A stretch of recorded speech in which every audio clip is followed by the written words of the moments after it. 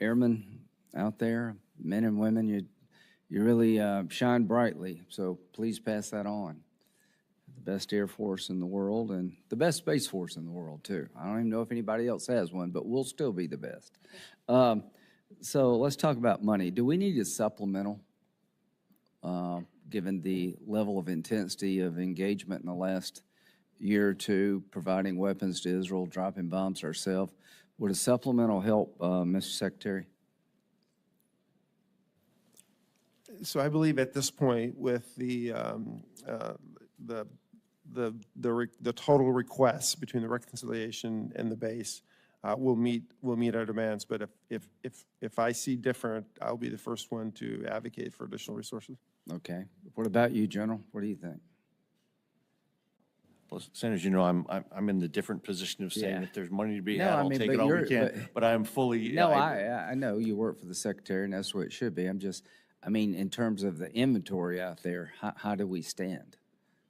We have been expending resources both on our own defense of our own platforms and to support our allies and partners. And so we do constantly. It is a challenge. It's a challenge we take on readily. What I want to do is just not, entice China or anybody else to say now's the time to jump.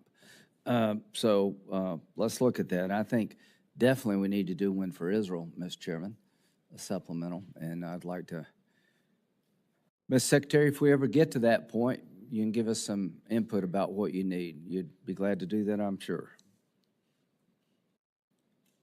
Yes, Senator, I will. And well, let's say for some reason we didn't pass the reconciliation bill, that would be a real blow to your plans, right?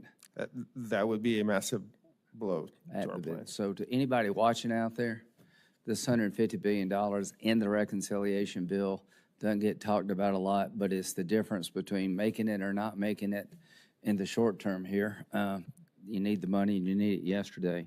A little bit about the strike itself. General Kane did a marvelous job talking about the air crews and the Patriot missile battery crews and making it real to us what your people do every day. And it was a well-told story and a wonderful story to celebrate. And I'm willing to say without any hesitation that the Midnight Hammer operation severely damaged, completely decimated in many ways these three sites. That's not even an issue for me. I think they were completely decimated in terms of being used anytime soon, and that means years. I think we set them back years in terms of using those sites. But I want to make the point, has the regime changed its goals at all? Mr. Secretary, have you seen any intel to suggest that the Ayatollah's regime has abandoned their desire to destroy Israel after this strike?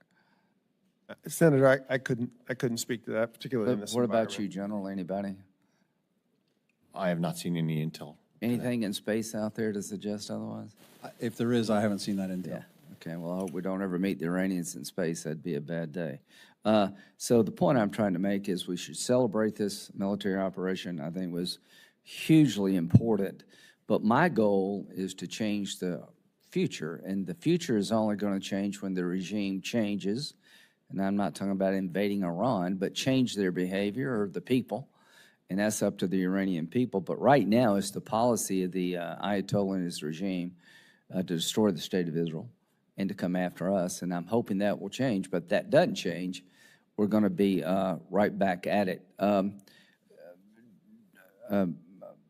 General Alvin, can you tell me from an air power point